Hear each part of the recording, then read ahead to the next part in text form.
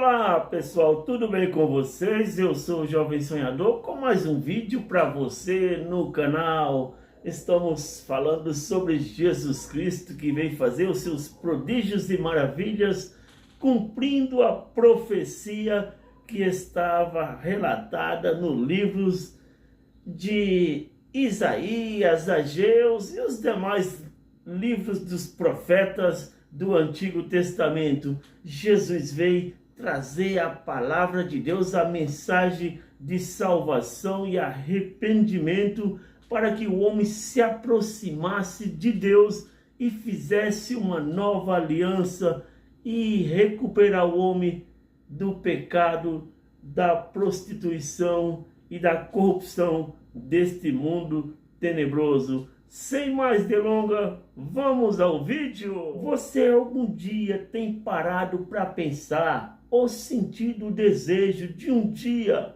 morar no céu? Você deve ter se perguntado assim: será que eu vou para o céu? Ou deve perguntado também: quem é que vai para o céu? O que deve fazer para ir para o céu? A resposta pode te surpreender. A maneira em que devemos fazer para ter direito ao reino dos céus. Muitos acham que para ir para o céu basta ser uma boa pessoa, mas a Bíblia revela critérios surpreendentes que poucas pessoas conhecem. Prepare-se para descobrir verdade impactante sobre o destino eterno. Muitos acreditam que a entrada nos céus é garantida simplesmente por ser uma boa pessoa, por realizar ações mais positivas do que as negativas. No entanto, as Escrituras revelam um padrão divino surpreendente, elevado. Jesus, no seu sermão da montanha, declarou: portanto, sejam perfeitos como é perfeito o Pai Celestial de vocês. Conforme está escrito em Mateus 5,48, essa informação chocante estabelece a perfeição como padrão de Deus, um padrão que à primeira vista parece impossível de alcançar, porque a santidade de Deus é absoluta e incompatível com qualquer forma de vida e pecado.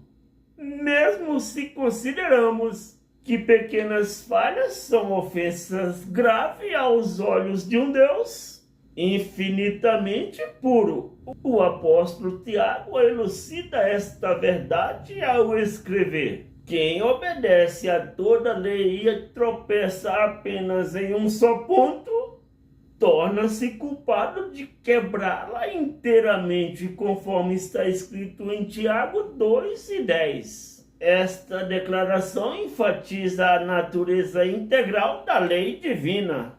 Não é uma questão de equilibrar boas ações com as más ações, mas de cumprir perfeitamente toda boa vontade de Deus. Diante deste padrão, a realidade da condição humana torna-se dolorosamente clara. O apóstolo Paulo, em suas cartas aos Romanos, afirma: pois todos pecaram e destituídos ficaram da glória de Deus, conforme está escrito em Romanos capítulo 13, versículo 23. Esta verdade universal coloca toda a humanidade numa situação aparentemente sem esperança. Se a perfeição é o requisito para entrar no céu, como alguém poderia um dia alcançá-lo? Esta realidade desafiadora nos leva a uma conclusão inevitável. Se dependesse apenas dos nossos esforços e méritos, ninguém jamais entraria no céu, porque o padrão de Deus é tão elevado que nossa natureza tão falha e a busca da perfeição por meio de nós mesmos e nossas próprias forças está fadada ao fracasso. No entanto, esta constatação, embora inicialmente desanimadora, prepara o terreno para a graça extraordinária de Deus e seu plano de redenção através de Jesus Cristo, diante da possibilidade humana de atingir o padrão divino de perfeição. Deus, em sua infinita sabedoria e amor, providenciou o caminho. Este caminho é o próprio Jesus Cristo, que declarou de forma inequívoca, dizendo: eu sou o caminho, a verdade e a vida. Ninguém vem ao Pai a não ser por mim, conforme está escrito em João capítulo 14, versículo 6. Esta afirmação exclusivista de Jesus estabelece como único meio de reconciliação entre Deus e a humanidade. A singularidade de Jesus reside em sua natureza divina e humana. Como Deus encarnado, ele viveu a vida perfeitamente obediente que nenhum outro ser humano conseguiu vivê-la. O autor da carta aos Hebreus afirma que Jesus foi tentado de todas as formas como nós, mas não pecou, conforme está escrito em Hebreus capítulos 4, versículo 15. Esta vida imaculada o qualificou para ser o sacrifício perfeito para o pecado da humanidade. Na cruz do Calvário ocorreu um evento de proporções cósmicas. Jesus, o único ser humano sem pecado, tomou sobre si a posição que a humanidade merecia. O apóstolo Paulo explica esse conceito de forma poderosa. Deus tornou o pecado por nós, aquele que não tinha pecado, para que nele nos tornasse justiça de Deus, conforme está escrito em 2 Coríntios 5 e 21. Este versículo capitula a doutrina da substituição penal. Cristo assumiu o castigo que nós merecíamos para que pudesse receber a justiça que ele merecia. A morte de Jesus Cristo na cruz não foi o fim da história. A sua ressurreição ao terceiro dia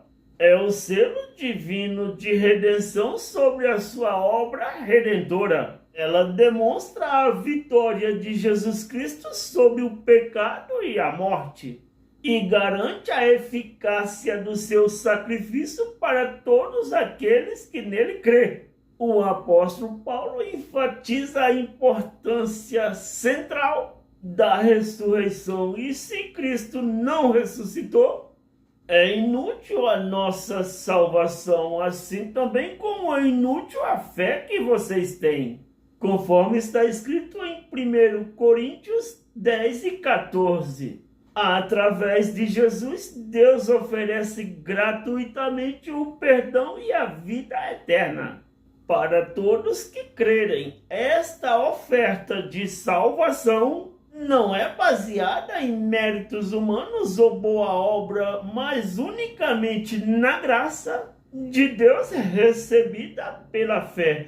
Como o apóstolo Paulo escreve aos Efésios: pois vocês são salvos pela graça, e isto não vem de vocês, é dom de Deus, não por obra, para que ninguém se glorie, conforme está escrito em Efésios 2, 8 e 9. Embora a salvação seja um dom gratuito de Deus, as Escrituras nos deixam claro que há uma resposta humana necessária. O primeiro elemento dessa resposta é o arrependimento genuíno. João Batista, o precursor de Jesus, iniciou o seu ministério com clamor: arrependei-vos, porque o reino dos céus está próximo, conforme está escrito em Mateus 3 e 2. Jesus ecoou essa mensagem no início do seu próprio ministério, conforme está escrito em Mateus capítulo 4 e versículo 17. Mas o que significa exatamente se arrepender? O arrependimento bíblico é muito mais profundo do que apenas sentir remorsos por ações erradas. A palavra grega usada no Novo Testamento é metanoia, que literalmente significa mudança de mente. Envolve uma transformação radical na maneira de pensar e de viver. Arrepender-se significa reconhecer a gravidade do pecado e sua ofensa contra um Deus santo. Implica numa tristeza genuína, não apenas pelas consequências do pecado, mas de rebelião contra Deus. O profeta Joel expressa a profundidade deste arrependimento. Rasgue os corações e não as vestes. Volte-se para o seu Deus, pois ele é misericordioso e compassível, muito paciente e cheio de amor, conforme está escrito em Joel, capítulo 2 e versículo 13. Amigos e familiares, domésticos da fé, simpatizantes do Evangelho e admiradores da fé cristã. Vemos pela Bíblia Sagrada e os ensinamentos de Jesus e as doutrinas do Evangelho o que podemos fazer para ser salvo e ir para o céu. Não basta apenas achar que é bonzinho e que faz o bem e que por esse motivo você vai para o céu.